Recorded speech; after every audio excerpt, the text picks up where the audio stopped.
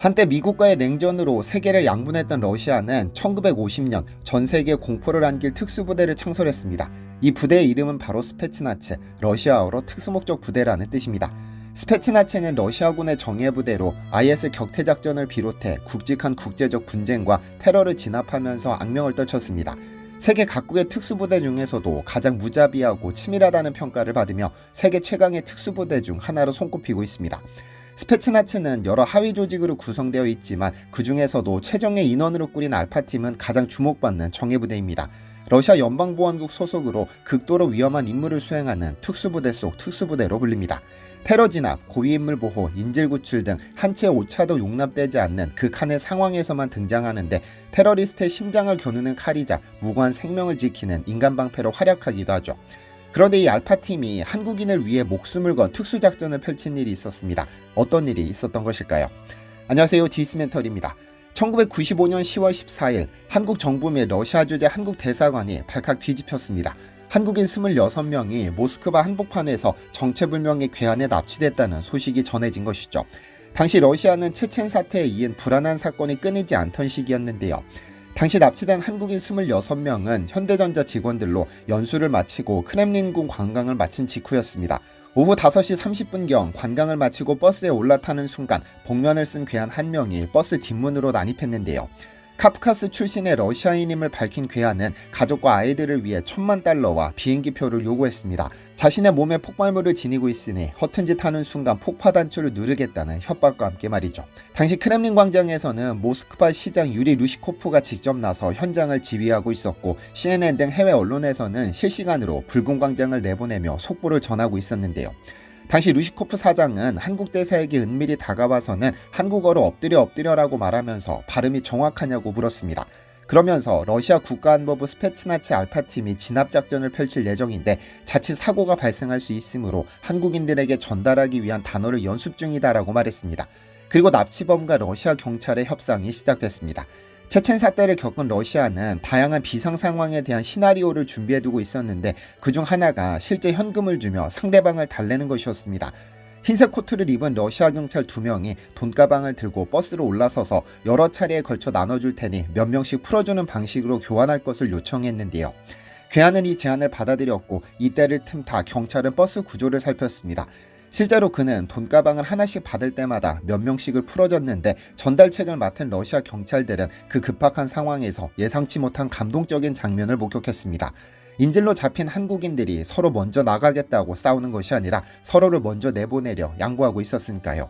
어쨌든 여러 개의 현금 가방이 버스로 투입됐고 이제 6명만 남은 상황입니다. 새벽 2시 45분 경찰이 마지막 돈가방을 전달하며 버스에 올라탔고 잠시 시선을 돌리는 사이 같은 크기의 트럭이 서서히 접근합니다. 범인이 돈가방을 건네받은 순간 알파팀은 빠르게 버스 유리창을 부순 후에 섬광탄을 터뜨렸고 버스 안으로 뛰어든 알파팀 8명이 한국말로 엎드려를 외쳤습니다. 이 말을 이해하지 못한 괴한만 멀뚱멀뚱 서 있었고 그 사이 그의 이마에 구멍이 뚫렸습니다. 상황이 종료됐죠. 돈가방 전달부터 괴한 제압까지 정확히 21초가 걸렸을 만큼 알파팀은 순식간에 상황을 정리했습니다. 이 모습은 CNN을 통해 전 세계로 생중계됐고 현대그룹은 감사 인사로 알파팀 전원에게 소나타를 선물함과 동시에 한국으로 초청해 극진히 대접했습니다. 이런 인연을 바탕으로 한국 특전사와 알파그룹이 국내에서 함께 훈련할 정도로 친밀한 관계로 이어졌죠. 구소련 시절부터 러시아는 위협에 굴복하지 않는 것으로 잘 알려져 있어 생명을 중시하지 않는다는 무자비한 이미지로 남아있지만 적어도 당시 버스에 갇혔던 한국인들에게만큼은 생명의 은인으로 남았습니다. 그런데 사실 러시아의 특수부대 스페츠나츠는 전 세계적으로 공포와 경외의 상징입니다. 1950년 서방국들에게 극강의 공포를 선사하기 위해서 창설된 스페츠나츠는 러시아 연방군과 정보기관인 연방보안국, 군정보국, 해외정보국 등 여러 부서에 분산 배치되어 있는데요.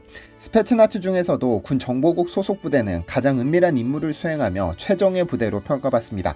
하지만 진정한 최강은 연방보안국 소속 알파, 오메가, 그리고 빈펠입니다. 과거 KGB 소속 특수부대 빈펠은 전설로 알려져 있는데 1979년 아프간 침공 당시 빈펠 부대 30명만으로 대통령궁의 침투에 제거한 작전은 널리 회자되고 있죠. 빈펠 부대 대원들은 현재까지도 18개 분야의 특수훈련은 물론 IS가 활동하는 체첸과 코카서스 산맥 일대에 배치되어 있어 IS가 가장 두려워하는 부대라고 하는데요. 냉전 시대가 끝나고 신냉전 체제가 도래했음에도 그 당시 창설된 특수부대는 여전히 막대한 영향력을 발휘하고 있습니다. 그렇다면 도대체 냉전이 무엇이길래 이런 특수부대의 창설을 불러왔을까요? 콜드워라고도 불리는 냉전은 직접적인 무력을 사용하지 않고 경제, 외교, 정보전을 통해 벌어지는 국제적인 대립을 의미합니다. 실제로 무기를 들고 싸우는 핫워와는 달리 직접적인 충돌 없이 대립과 갈등이 지속되는 상태를 뜻합니다. 냉전이라는 용어는 14세기 스페인 작가 돈 후안 마뉴엘이 스페인 기독교인과 회교도들 간의 끝없는 투쟁을 지칭하는 용어로 처음 사용했다가 2차 세계대전 이후 1947년 유엔에서 국제원자력개발기구 창설을 제안한 미국 대표 바루크가 현대적인 의미로 사용하며 전 세계로 확산됐습니다. 냉전의 핵심 요소는 두 가지로 하나는 이데올로기적인 적대감 또는 대립, 다른 하나는 동서진영을 구분짓는 명확한 경계선입니다. 일반적으로 냉전은 1945년 제2차 세계대전의 종전부터 1990년대 초 구소련이 붕괴할 때까지의 대립을 의미하는데요. 좀 더 자세히 말하면 열전, 즉 무기된 싸움이 없는 상태에서 미소 양국을 축으로 동서양 간의 정치적, 군사적, 이데올로기적 갈등을 나타냅니다. 이러한 긴장 상태가 적어도 50년 이상 지속되면서 냉전이라는 용어는 단순히 미국과 소련의 갈등을 의미하는 수준을 넘어 하나의 시대로 자리 잡았죠. 냉전은 인류사에서 가장 거대한 정치 외교적인 심리전이었습니다. 미국 중심의 자유주의, 소련 중심의 사회주의, 이 두 진영은 자신을 지지하는 집단을 우방으로, 자신을 지지하지 않는 집단은 적으로 규정했습니다. 서로의 이데올로기를 전파하기 위해 양국은 치밀한 정치 공작을 펼쳤으며 이런 대결은 인간의 심리적인 부분을 굉장히 예민하게 자극했죠. 특히 실제 전쟁이 일어나지 않았기 때문에 이미지와 텍스트로 인간의 심리를 교묘히 자극했습니다. 냉전 당시 인간의 심리를 가장 크게 자극한 것은 도발이나 전쟁 자체가 아닌 이미지와 텍스트가 주는 환상이었습니다. 그리고 그 기폭제는 핵전쟁에 대한 끝없는 불안감이었죠. 뭉게뭉게 피어오르는 버섯구름은 인류에게 히로시마의 악몽을 상징시키는 상징이었고 이것은 곧 미국과 소련의 갈등을 부추기는 원인이 되었는데요. 1945년 미국이 시작한 핵무장은 이후 소련, 프랑스, 이스라엘, 인도, 중국 등으로 확산되며 전 세계를 불안의 시대로 몰아넣었습니다. 그런데 두 국가가 실제 전쟁 직전까지 이르렀던 사실을 아시나요? 1962년 발생한 쿠바 미사일 위기입니다. 소련이 전통적인 사회주의 국가였던 미국역 쿠바에 전략 미사일 기지를 설치하겠다고 발표했는데 미국은 소련의 핵미사일 사정권에 들어갈 수 있다며 강력히 반발했습니다. 소련 역시 미국의 요구를 무시하면서 미사일 기지를 밀어붙였습니다. 이 과정에서 양국은 핵무기 사용을 언급하면서 핵전쟁의 가능성을 시사했고 결국 소련이 물러나며 위기는 종결됐습니다. 어쨌든 핵무기로 대표되는 냉전 시대에는 실제 전쟁은 단 한 번도 발생한 적 없었지만 핵과 미사일에 대한 이미지와 무기와 관련된 무성한 소문 그리고 언론의 기사는 인간에게 공포와 불안이라는 감정을 남겼습니다. 그러므로 냉전 시대의 잠재적인 무기가 핵과 미사일이라면 실질적인 무기는 잠재적 무기에 대한 불안을 야기시킨 이미지와 텍스트였죠. 여기에 1950년대를 전후로 보급되기 시작한 TV는 생생한 영상으로 전 세계 모든 정보를 신속하고 널리 보급하는 역할을 했는데 이미지, 텍스트, 영상에 소리까지 더해져 더 확실한 공포를 선사했죠. 이러한 TV의 장점과 단점을 가장 잘 이용한 것이 바로 정치 세력인데요. 1957년 러시아가 쏘아올린 스푸트니크 인공위성은 미사일의 사정거리가 수천 킬로미터로 증가할 수 있다는 공포심을 미국에 전달하려는 제스처였는데 미국이 1969년 인류 최초의 달 착륙에 성공해버렸습니다. 암스트롱의 달에 내딛는 인류의 첫걸음 역시 TV를 통해 생생히 전달했죠. 달에 꽂은 성조기 그리고 바람에 휘날리는 이 이미지는 미국 민족주의자들의 자존심을 고취시키는 한편 러시아를 비롯한 사회주의 국가들에게 패배감을 선사하는 이미지였습니다. 한편 냉전 시대는 전 세계적으로 특수부대의 등장을 촉진시킨 시기였습니다. 당시 각국은 치열한 대립 속에서 특수작전을 수행할 고도로 훈련된 부대를 창설했고 이들은 시간이 지나면서 더욱 정교화되어 지금도 다양한 임무를 수행하고 있습니다. 특히 냉전의 주역이었던 러시아와 미국의 특수부대는 그 위험과 전력에서 여전히 세계 최고 수준으로 평가받고 있습니다. 최정예 대원으로 구성된 특수부대를 가장 효율적으로 활용하는 국가는 단연 미국입니다. 현재는 특수부대들을 통합적으로 관리하기 위해 통합특수전 사령부를 설립해 운영 중이며 이 사령부는 1987년 창설되어 현재 약 6만 6천 명의 대원들을 관리하고 있는데요. 사령부 소속 특수부대원 약 7,500명은 전 세계 85개국에 파견되어 각지에서 작전을 수행 중입니다. 미국 특수부대 중 가장 규모가 큰 조직은 육군 특전사로 흔히 그린베레라 불립니다. 이 부대는 약 2만 9천 명의 병력으로 이루어져 있으며 제135, 70 특전단 등 5개의 현역 부대가 핵심이죠. 그린베레는 비정규전, 정찰, 공습타깃 설정, 전략시설 파괴 등 특수전을 수행하며 특히 대테러 작전에서도 두각을 나타냅니다. 흥미로운 점은 그린베레 대원들이 작전 지역의 언어와 문화를 습득하여 현지 민간인과 협력하며 심리전을 펼친다는 점입니다. 이러한 이유로 그린베레는 미국 내에서도 지적 능력이 가장 뛰어난 부대로 알려져 있죠. 미국 해군 특전사 네이비실은 약 6,500명의 병력으로 구성된 전천후 특수부대입니다. 실은 시, 에어, 랜드의 약자로 바다, 공중, 육지를 가리지 않고 작전을 수행할 수 있다는 점을 상징합니다. 이 부대의 뿌리는 제2차 세계대전 당시 일본군과 도서 지역에서 전투를 벌이며 상륙작전의 필요성이 대두되면서 창설된 해군 특수전본부에 있습니다. 네이비실은 1961년 쿠바의 피델 카스트로 정권을 전복하려는 CIA 주도의 작전에서 발생한 참패를 계기로 탄생했습니다. 당시 CIA가 훈련시킨 쿠바 망명자 출신 부대가 상륙 즉시 전멸하자 케네디 대통령은 비정규전을 전문적으로 수행할 특수부대 창설을 지시했는데요. 그 결과 1962년에 네이비실이 창설되었고 이후 세계에서 가장 강력한 특수부대 중 하나로 성장했습니다. 미국 내, 아니 전 세계적으로 가장 어려운 임무를 수행하는 특수부대가 있다면 단연 델타포스와 대북으로가 꼽힙니다. 이들은 백악관의 직접적인 지시를 받아 작전을 수행하는 최정예 부대들로 적 지도자 제거, 시민 구출 등 고도의 위험을 수반하는 임무에 투입됩니다. 델타포스는 미국 육군 특수작전사령부 소속으로 비정규전, 대테러 작전, 고위험 인질 구출 등의 임무를 수행합니다.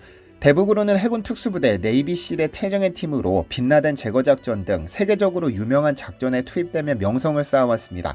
이들 부대는 극도로 까다로운 선발 과정을 거친 후 정신적, 육체적으로 최상급의 훈련을 통해 세계 최고의 인간 무기가 되는데요. 미국은 시리아와 이라크에서 IS를 상대로 한 작전에서 이 두 부대의 정예 요원을 특별 선발해 특수 기동 타격대를 구성했습니다. 이 타격대는 델타포스와 대북으로에서 선발된 최정예 병력 100명으로 이루어져 있으며 이라크와 시리아에 각각 배치되었었는데요. 한편 시리아에 파견된 기존 특수부대는 그린베레로 쿠르드족 민병대와 반군들을 훈련하고 작전을 자문하는 임무를 맡고 있었습니다. 반면 특수기동 타격대는 IS 지도부를 직접 겨냥하거나 인질구출 작전과 같은 극도로 위험한 임무를 수행했죠. 이들의 활약이 가장 돋보였던 사례 중 하나는 2015년 10월에 이라크 수용소 급습작전입니다.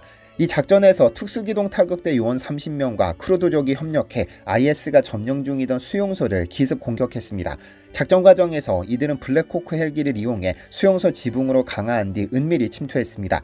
IS 대원들은 모두 제압되었고 쿠르드족, 이라크 정부군, 경찰 등 약 100명에 달하는 수감자들을 전원 구출해냈습니다. 이 작전은 IS를 상대로 한 미국의 첫 성공적인 지상작전으로 기록되었으며 국제적으로 큰 주목을 받았습니다. 대한민국도 미국이나 러시아처럼 육군, 해군, 공군의 각각 특전사, 707 특임대, UDTC, SSU, CCT, NSU 등 여러 특수전부대를 운영하고 있으며 이들의 역할은 국가 안보에서 매우 중요한 위치를 차지합니다. 한국전쟁은 1953년 휴전협정을 통해 전면전을 멈췄지만 평화협정이 체결되지 않아 법적으로 전쟁이 끝나지 않은 상태입니다. 북한과의 군사적 긴장감이 상시 존재하기 때문에 대한민국의 특수전 부대는 언제든 전면전이 발발할 가능성에 대비해야 합니다. 이는 미국이나 러시아의 특수부대와는 본질적으로 다른 임무를 맡고 있음을 의미하죠. 러시아, 우크라이나 전쟁에서 보듯 현대전은 첨단 무기와 기술 중심으로 변화했지만 지도자 제거와 같은 전략적 목표는 여전히 특수부대의 주요 임무로 남아있는데요. 북한과의 전면전이 발생할 경우 대한민국 특수부대는 북한의 지도자인 김정은 제거작전과 북한 특수부대 격퇴라는 중책을 맡게 될 가능성이 높습니다. 특히 북한은 대규모의 특수부대를 운영하고 있어 이들에 대응하기 위해 고도로 훈련된 대원들을 준비시켜왔습니다. 이들은 단순히 전투 능력뿐 아니라 심리전과 정보전에서도 최상의 역량을 발휘하도록 훈련받고 있죠. 냉전의 그림자가 여전히 드리운 한반도에서 대한민국 특수부대는 현재도 그리고 미래에도 국가의 생존과 안전을 지키는 마지막 방어선으로 남아주기를 기대합니다. 시청해주셔서 감사합니다. 디시멘터리에서는 여러분의 제보를 기다립니다. 제 채널에서 다뤘으면 좋겠는 뉴스 또는 널리 알려졌으면 하는 영상은 디시멘터리 네이버.com으로 보내주시면 소중히 제작하겠습니다. 시청해주셔서 감사합니다.